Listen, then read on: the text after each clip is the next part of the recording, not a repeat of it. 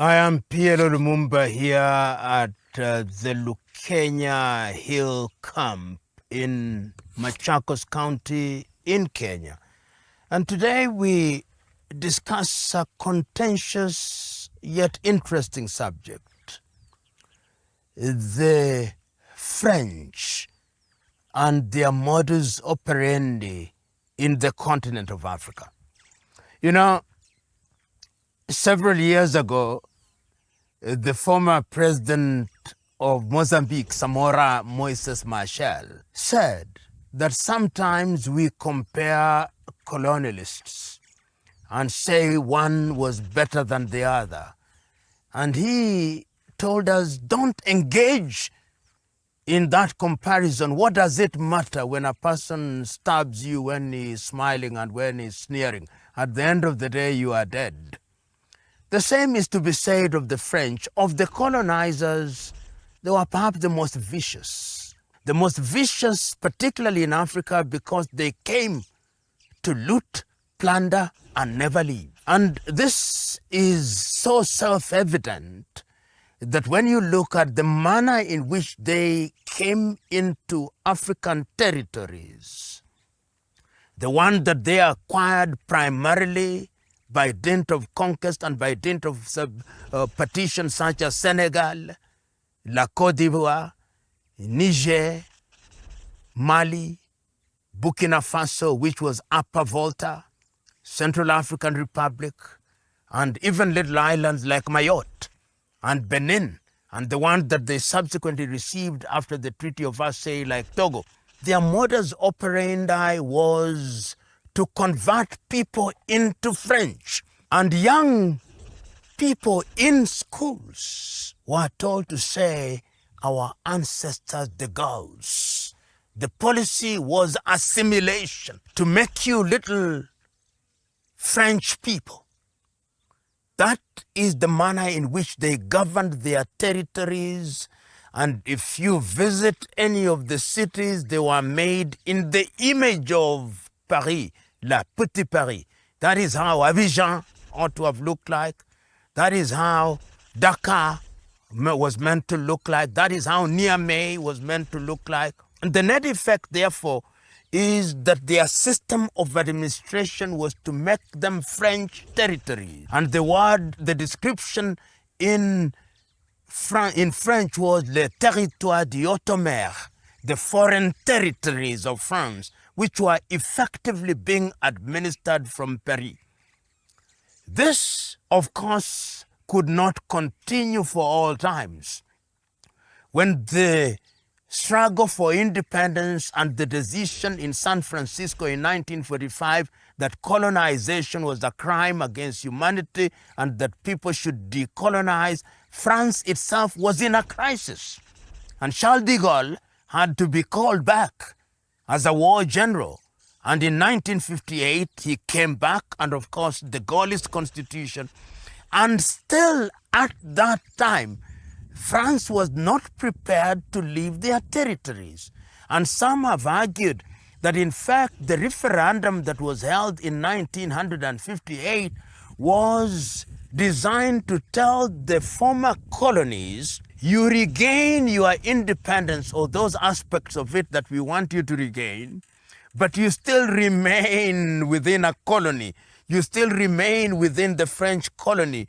Your budget will be dealt with in Paris. Your currency will be pegged upon the French franc. Your leaders will be directed by France. Your foreign policy will be dictated to by France. And when the decision was then made to do that, and the countries voted with Guinea voting no, many French colonies actually remained under the tutelage of France. There were, of course, three individuals who did not like this. Number one was Ahmed Ben Bella in Algeria, who was very clear that you cannot allow this situation to continue. And the French literally left Algeria destroyed because they did not like what Ben Bella was doing. The second one was in Mali, or what was then called the French Sudan, Modibo Keïta. Modibo Keïta actually extracted himself from that environment, and for a short time, there was meant to be a unity between Mali and Ghana. And of course, the most famous in this regard was Ahmed Sékou Touré of Guinea. So that when you look at the French, they continued to stay in those territories, and what they did was to have individuals, leaders who are their anchors. Félix Houphouët-Boigny in La Côte d'Ivoire remained an anchor of the French in that particular part of the world. And of course, later in Gabon, the Omar Bongo was one of the boys that was kept by the French, and of course, Denis Sassou Nguesso in Congo-Brazzaville. So when the French left, they ensured that they continued to control their countries, and the currencies in those areas are currencies that were controlled from France, even to date, in the case of some of them. Individuals such as Jean Bedel Bokassa in Central African Republic, who are tolerated by the French, were simply doing France's bidding. And how has France continued to dominate their former colonies? First, the creation of La Francophonie. La Francophonie is a union of former French colonies, the essence of which is to ensure that they have their economy dictated to by France, their currency, the CFA franc, the West African version and the Central African version. Until the French went to the euro, they had to keep a certain portion of their money in the French bank. And that continues in respect of certain countries up to today. They have to midwife all their economic activities through Paris. That is one, economic domination. The second one is political domination. And one sees that in places such as Cameroon, with individuals such as Paul Biya, who, once they are elected, spend most of their time in Paris.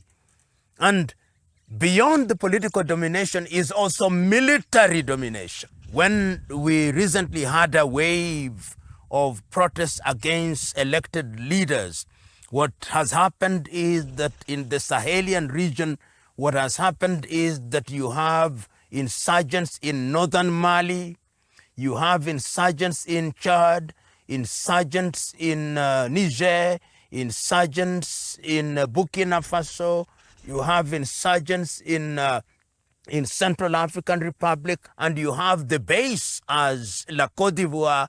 And of course, when the coups started happening, it was a rejection of the French. In the year 2022, we started seeing a wave of young leaders emerging in the Sahelian nations. It started with the Guinea, and after Guinea, you had Niger. After Niger, you had Mali. After Mali, you had Burkina, and in an electoral process in Dakar, in Senegal. And one of the first things that they did was to disconnect. We are no longer using CFA franc. We want your armies to leave. We are going to be in charge of our foreign policy. So this then leads us to the mother question. Do the French ever want to leave? No, they don't. Someone said, a commentator once said, that if the French were to leave their territories, to cut the umbilical cord with their territories, within 20 years, France would be a third world, whatever third world means. But I think it meant that France would no longer be playing in the league in which it plays. And you can see it. Why do they want to control these territories, one may ask? Cheap uranium. They get it almost for a song. Cheap gold. They get it almost for a song. Cheap rare earth. You almost get it for a song. French culture. Remember that language is a multi-million-dollar industry.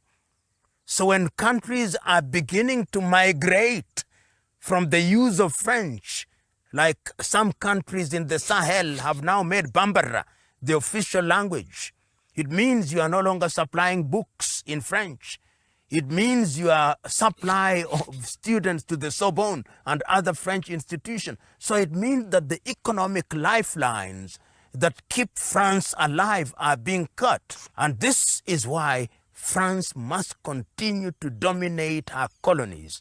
And you can see that in order to remain in Africa, France is now trying to recruit countries that were not formally within the French colony. There is a major meeting that is going to take place in Kenya in the year 2026. Kenya was never a colony of France, but they are beginning to have this dalliance. In other words, if we lose one here, we are going to recruit one here. And you see a very active French president trying to dictate what is happening, particularly in the Sahel. One of the areas that is disturbing them, and today I think only, if I'm to give it context, only in the month of November, actually on the 4th day of November, the year 2025, Atimi Goita, the president of Mali, is on record as saying, we know they are doing everything in their power to ensure that they destabilize the Sahel. That is what France is going to do. They are going to do everything and anything diplomatically, militarily, economically to ensure that they remain in their former colonies, because in their mind, these colonies are still le territoire du Haute-Mer. These are still territories that ought to be dictated to from France. These territories are still territories which ought to have French legionnaires. And these are territories that ought to be directed from Paris. That is how French people think. That is how French administrators think. It is a sad thing. The beauty is the scales are falling from the eyes of young people in Africa, from those who are in positions of leadership. The wax is beginning to melt, and France is beginning to retreat, wailing and kicking, but retreating nevertheless. Ladies and gentlemen, we deserve a break as we wrap our mind around these critical issues about the continent of Africa. See you next time. Thank you.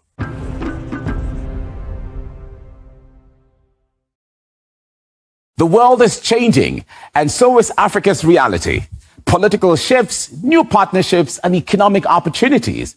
And we're here to uncover why and how it's done. What do the billion-dollar IMF loans have to do with the Kenyan unrest? Are US and French troops actually withdrawing from African states after years of presence? Is Europe's so-called green agenda so green and helpful after all? Why are more and more African countries increasing trade with Russia? And how is Britain lending Africa the treasures London looted? Now, from colonial legacies and security to the future of African democracies, we break down the key challenges ahead and analyze the solutions. While the world is watching Africa, tune in with us and question more with RT International on Maisha TV Kenya.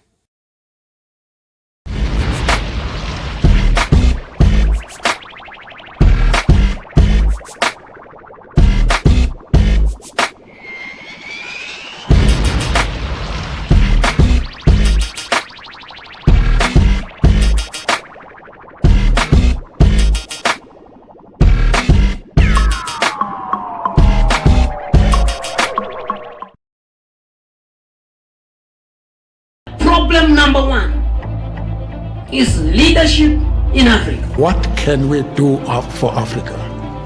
That was a wrong question. The right question was, what can we do with Africa? What Africa do we want? Africa had to seek first the political kingdom, and the rest would be given unto them. Unfortunately, we sought and obtained the political kingdom, but there is still a debate as to whether the rest has been given unto us. Half of our people here are below 20 years old. Yes? Look at the average age of our presidents. It's about 63, 64 years old. We're the only continent in the world where we have presidents at 90 years old starting new terms. I mean, you guys are crazy or what?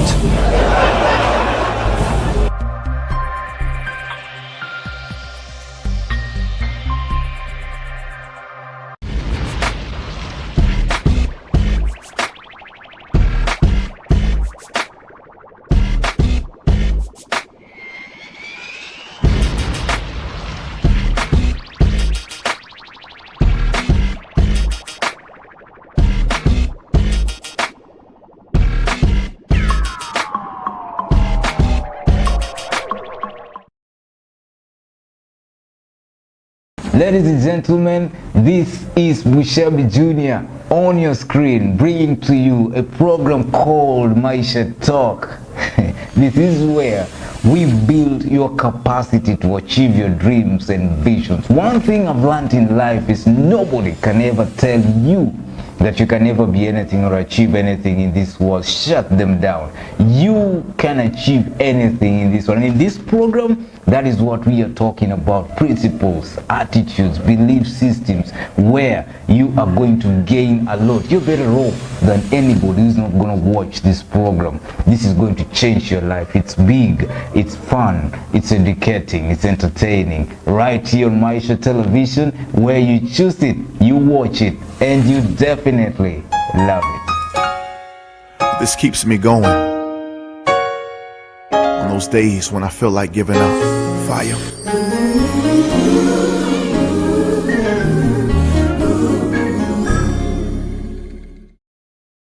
Do not want the money or properties achieved in a corrupt way.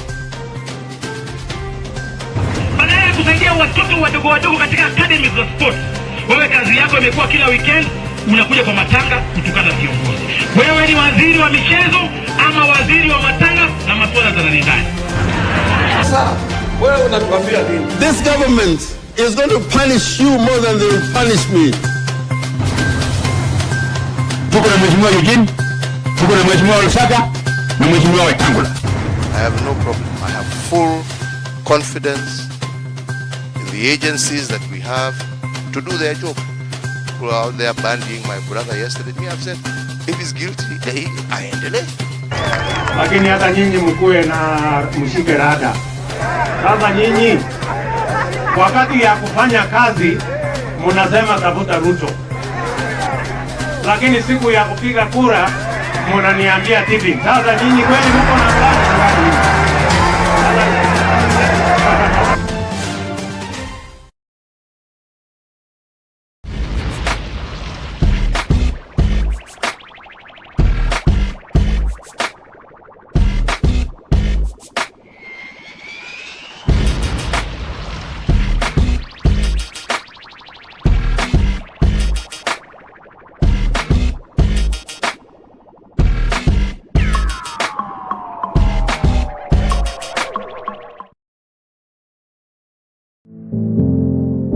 We invite you to like Maisha TV Kenya on all our online media platforms. Facebook at Maisha TV Kenya, Twitter at Maisha TV Kenya, Instagram at Maisha TV Kenya. Maisha TV now invites you to send your feedback or complain because we listen to you. You can now reach us on all our media platforms on Maisha TV. Just send your messages to our social media platforms, call or text us on 0746 999 841 or send us an email to info@maishatv.co.ke. We care. We shall respond to your feedback or complaints within 14 days. Also, keep a copy of messages sent to us. We listen to you. Because you listen and you watch us. Maisha TV. Choose it, watch it, and love it.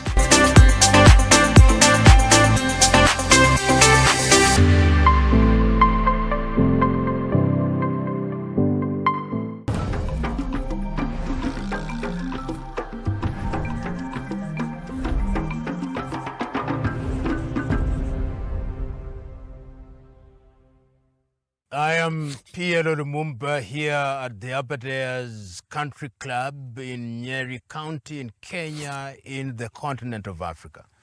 Today, we start by looking at the role of women in the struggle for independence in Africa. It is Nelson Mandela who famously said that to exclude women from the affairs of man and Africa is to go into a boxing ring with one hand tied behind your back.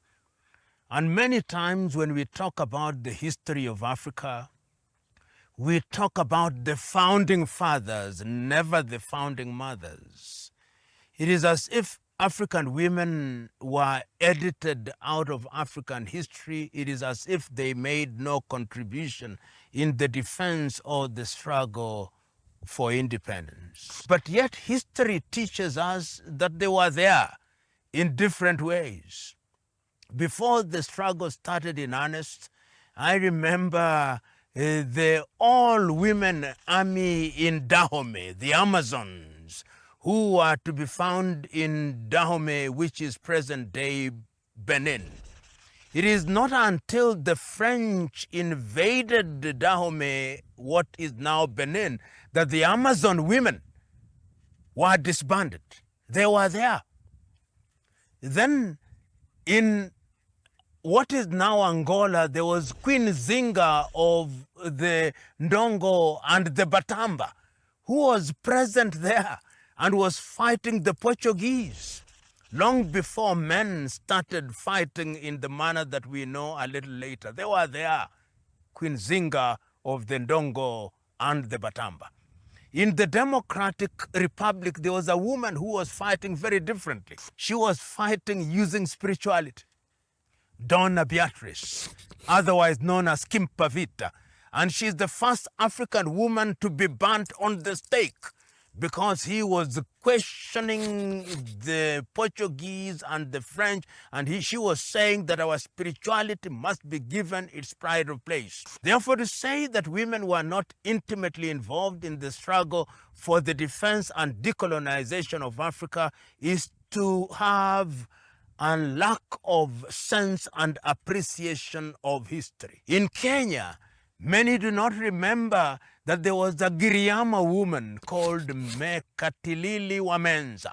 Mekatilili Wamenza organized women and was in the forefront of the struggle for independence and defending her people of the Miji Kenda. There were women in the struggle. And it did not stop there. You know, many times when I look at the struggle for independence, coming up to independence, particularly in the 1950s and 1960s, one may say that behind every successful man there is a woman. That is very true. But there were women who were actually in the forefront in the struggle for independence. In Tanzania, when we talk about Julius Nyerere, many people forget that there was actually Bibi Titi Mohammed. Bibi Titi Mohammed was one of the people who are present in the Tanganyika African National Union, TANU, and of course at one time he also was accused of plotting to overthrow the government of President Nyerere, and he was charged with treason and pardoned. But Bibi Titi Mohammed was present in the struggle for independence in Tanzania. We also know other women who are present in the struggle for independence in different parts of Africa. If you go to Mozambique, there was Josina Machel, was Samora Moises Machel's first wife. And she was present as one of the leading members of Frelimo. When she died, somehow Samora had this lack of marrying strong women in the struggle. Samora married Graça Machel, whom I account as my very good friend. And Graça was in the struggle. And it's not lost on me that when Samora died, Graça was then married by Nelson Rolihlahla Mandela. These were women in the struggle. And not too far from that part of the world, there was another great lady born in Ghana but married to Robert Gabriel Mugabe, Sally Mugabe. Sally Mugabe was also very deeply involved in the struggle for independence for the realization of independence of what was then Rhodesia and what we now know as Zimbabwe after independence. You can see women who are there. South Africa. We don't talk about, we talk about South Africa because it is contemporary history. And in South Africa, many times when we talk, we only remember Winnie Madikizela Mandela. Of course, Winnie Madikizela Mandela, after Nelson Mandela had been jailed during the Rivonia, after the Rivonia trials, was very prominent. She herself suffered. She was detained on number, times without number. But there was another lady that we don't talk about as much as we should, Albertina Sisulu. Albertina Sisulu was the wife of Walter Sisulu and the mother of Lindiwe, who has been very active in South African politics post-apartheid, Lindiwe Sisulu. So there were these women in the struggle. And you don't stop there. When you cross, perhaps because of the delayed independence, one of the people that you find very active in SWAPO. SWAPO, of course, was founded, as we know, by people like Sam Nujoma and Imba Haman Toivo, but Netumbo Nandi Ndaitua, who is the current and the first president of Namibia, was one of the women who were present in the struggle for independence of Namibia. And it is instructive that after we have seen the emergence of our good friend Sam Nujoma, and we have seen the movement after Hage Geingob, it is now Ndaitua who has become the president of Namibia, and people don't give her the credit that she deserves, but she was present at the very beginning. These are women who are very powerful in the struggle for independence in terms of direct involvement in the political arena. But people forget that when you talk about the struggle for independence, there are many ways that women are involved in the fight. And when you talk about independence, it's not simply driving away the colonialists, because after the colonialists were driven, there were also other fights that had to be mounted. And women were involved, even as writers. Women were involved as musicians. Well, who can forget the iconic contribution of Miriam Makeba, ultimately married to Stockley Carmichael, was an iconic individual who was present in the struggle for independence and was singing about these things and energizing the people in the struggle for independence. So we must also look at people who are fighting against the colonialists, against those who enslaved us in different ways, using different ways. In Nigeria, pioneering writers such as Flora Nwapa, who wrote the book Efuru. These were pioneering women who are in the forefront of the struggle for independence and for struggle for the total liberation of the continent of Africa. And one can go on and even in Kenya mention Wangare Mutamazai was involved in that particular struggle, and she ultimately, because of her struggle, became the first African woman to earn a Nobel Peace Prize because of her use of the environment and her use of the struggle to retain environment to ensure that women were given their pride of place. So Africa has seen many women being involved in the struggle for independence. And I want to face out independence to mean the early struggles. The early struggles where we are talking about the colonizers, but we must remember that there is also the neo-colonial project. And when we talk about the neo-colonial project, we have seen other women emerge. Other women emerge from the continent of Africa to begin to talk about Africa in a totally different way. And is in that way that I also mentioned Nkosazana Dlamini Zuma became the first woman chairman of the African Union from South Africa. Nkosazana Dlamini Zuma is also a woman who was in the forefront of the struggle for independence and against apartheid. And their names don't feature, yet they ought to feature.